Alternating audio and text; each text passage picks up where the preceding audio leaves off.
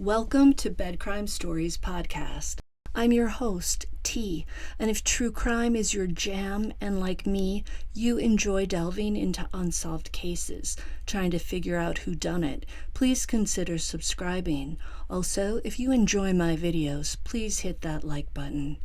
Bridge Guy, The Delphi Murders, Episode 5, Possible Persons of Interest, Ron Logan, and Kegan and Tony Kline. 5 years have passed since 14-year-old Liberty, or Libby, German, and 13-year-old Abigail, or Abby Williams, were found dead in a gully below the Monon High Bridge in Delphi, Indiana.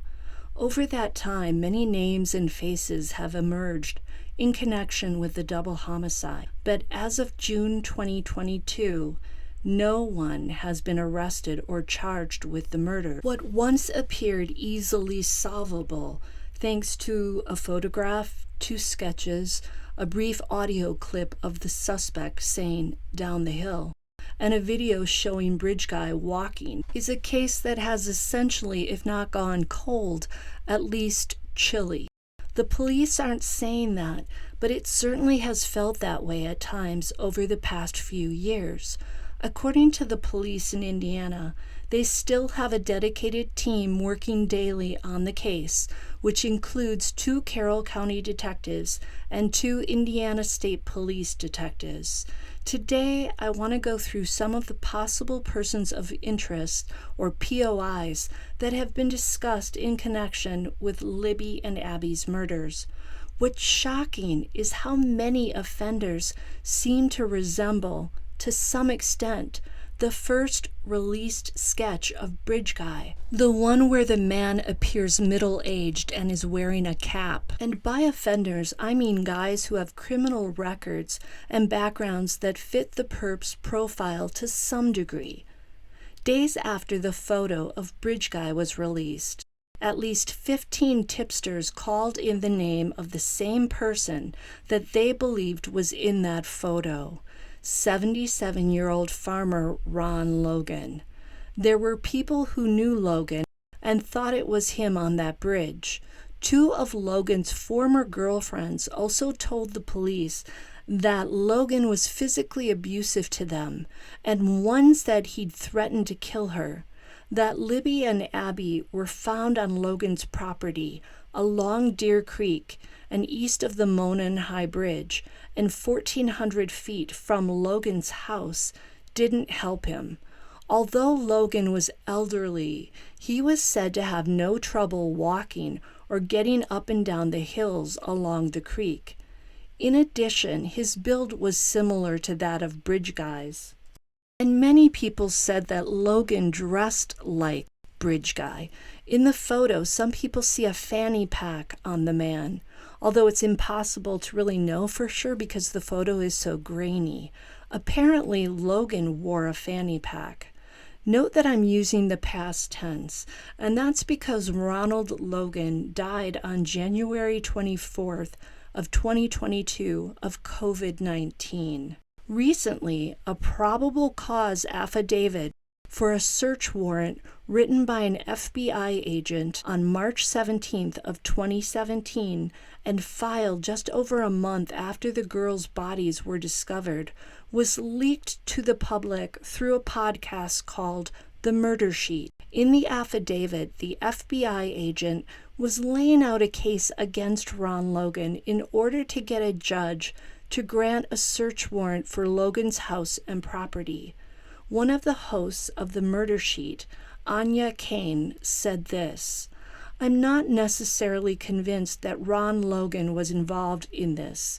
Some of the circumstantial evidence against him is intriguing and should absolutely be looked at." End quote. So let's talk about that circumstantial evidence and the information that was leaked in the probable cause affidavit. First off, though, I want to say that the police would have likely gotten a search warrant for Logan's property even if the 15 tipsters and 2 ex-girlfriends hadn't reported him to the police. And that's simply because Libby and Abby were found on his land and 1,400 feet from his house.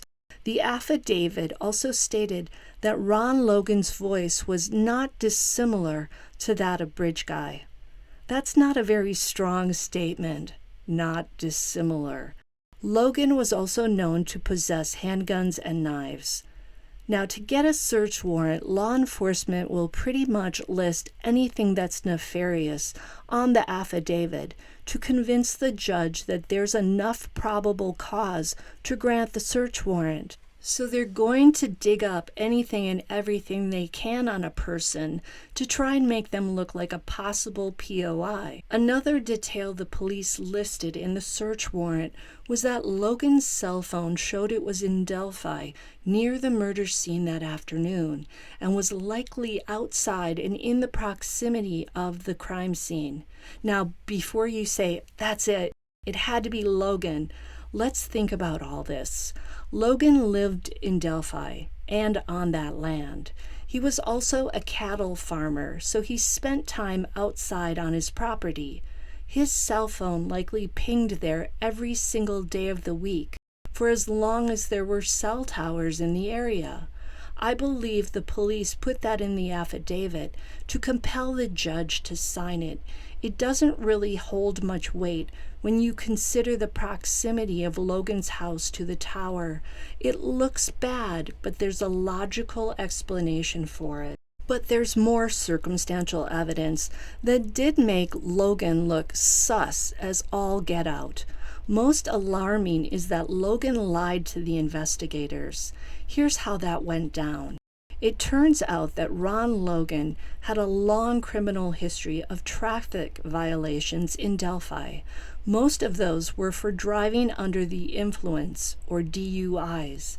In fact, the local police knew Logan because of all this. Also, Logan was on probation when the girls went missing, and he was not supposed to be driving alone at the time. On the day the girls went hiking, Logan drove himself to an aquarium store in Lafayette, Indiana, violating his probation. When Logan found out that there were 2 girls missing out on that land, and the police asked him what he was up to that day, he lied, and he said he was with his cousin, and the cousin drove to the aquarium store with him. He likely wanted to make sure he had someone who could back up his alibi, and I'm sure he was paranoid that if the police found out that he drove himself to Lafayette, they would likely toss him in jail for violating his probation. So Logan called his cousin on the morning of February 14th, 2017, before the girls were found, to tell the cousin that if the police asked him, he should say that he picked up Logan at his house between 2 and 2:30 on February 13th, the day of the murders, and drove him to an aquarium store in Lafayette, and that they returned home between 5 and 5:30 p.m.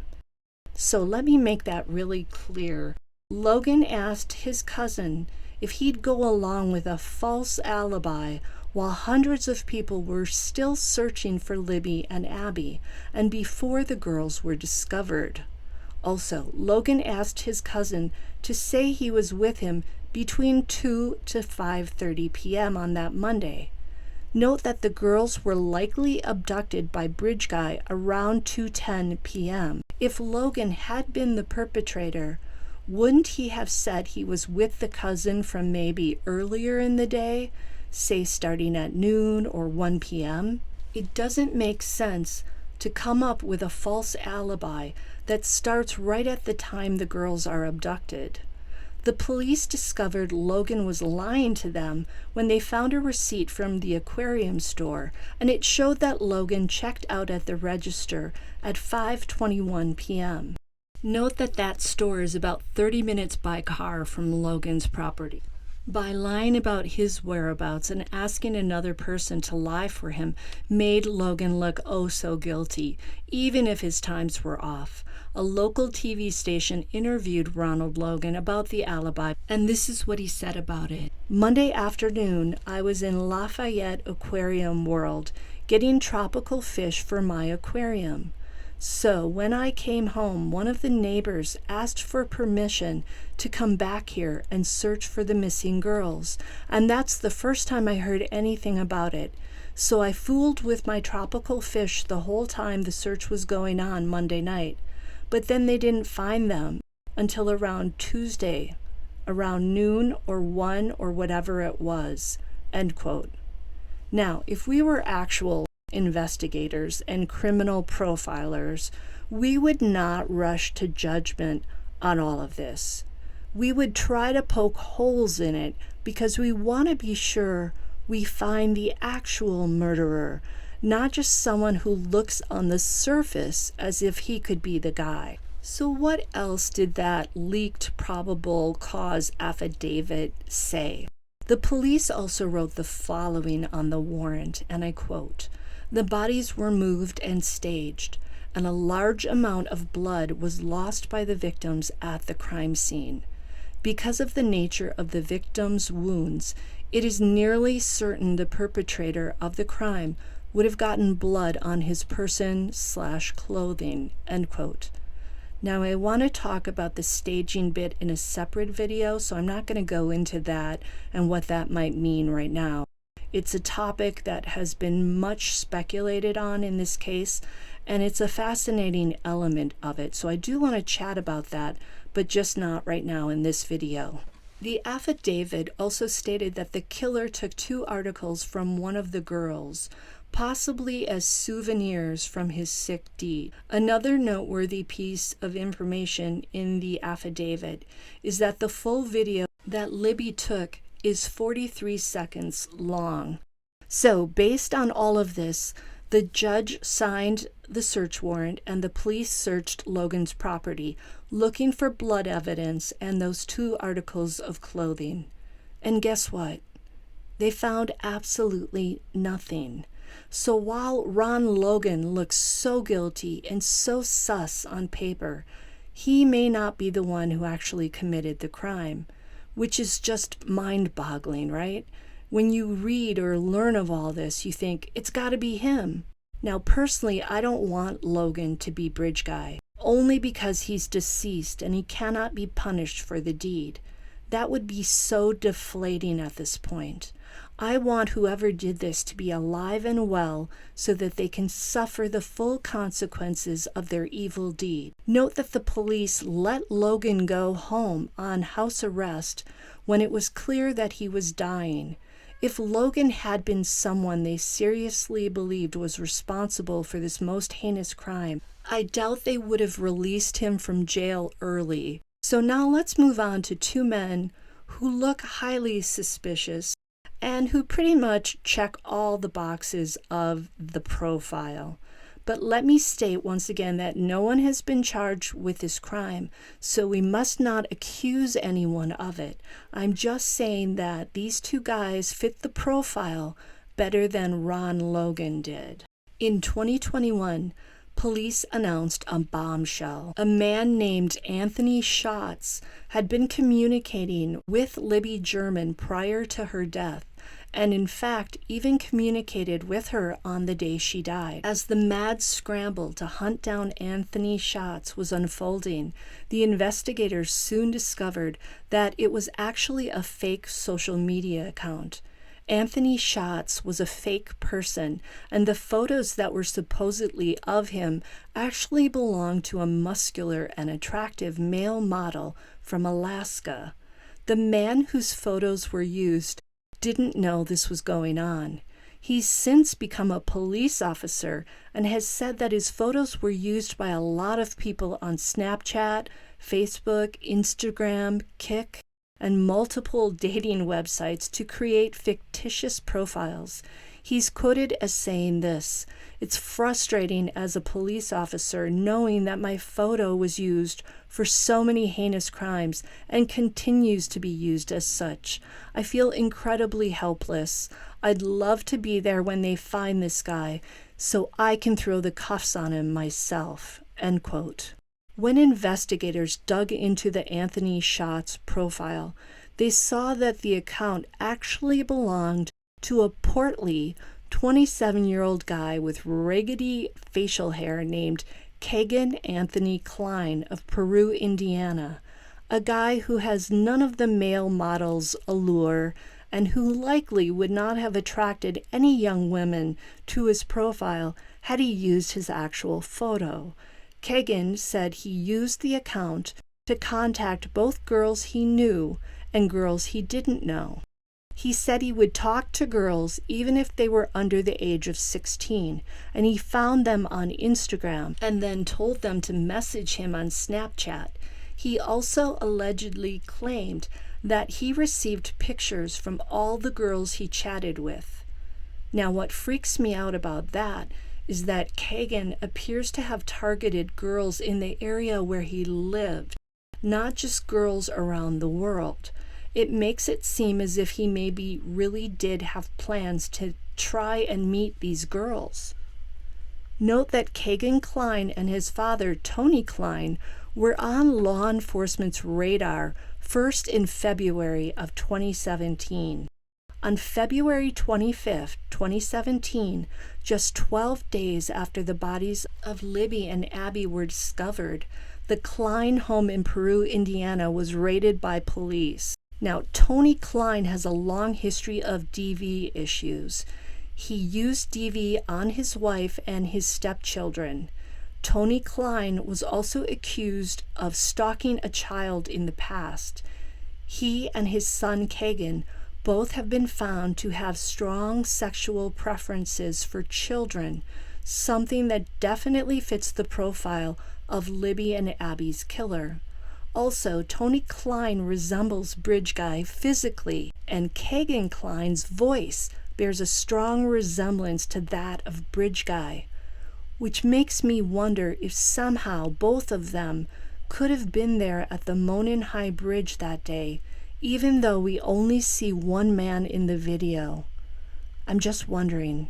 Note that when Kegan Kline was given a polygraph back in February of 2017, he was said to have failed it, meaning that he showed deception. Now, a lot of people don't put too much stock into polygraphs. I, however, feel differently. I once took one when I was applying for the FBI. I found the test intimidating as all get out, and I sweated my way through the whole experience. My takeaway was that the polygraph was very accurate, very spot on, at least in my case. I might do a video about that experience sometime because it is pretty interesting. But I digress. When interrogated, Klein admitted to investigators that he used the social media account to communicate with Libby German on the day she was killed, and law enforcement confirmed this. Anthony Schatz also wrote to one of Libby's friends that he had plans to meet up with Libby on the morning of February 13, 2017, but that she failed to show up.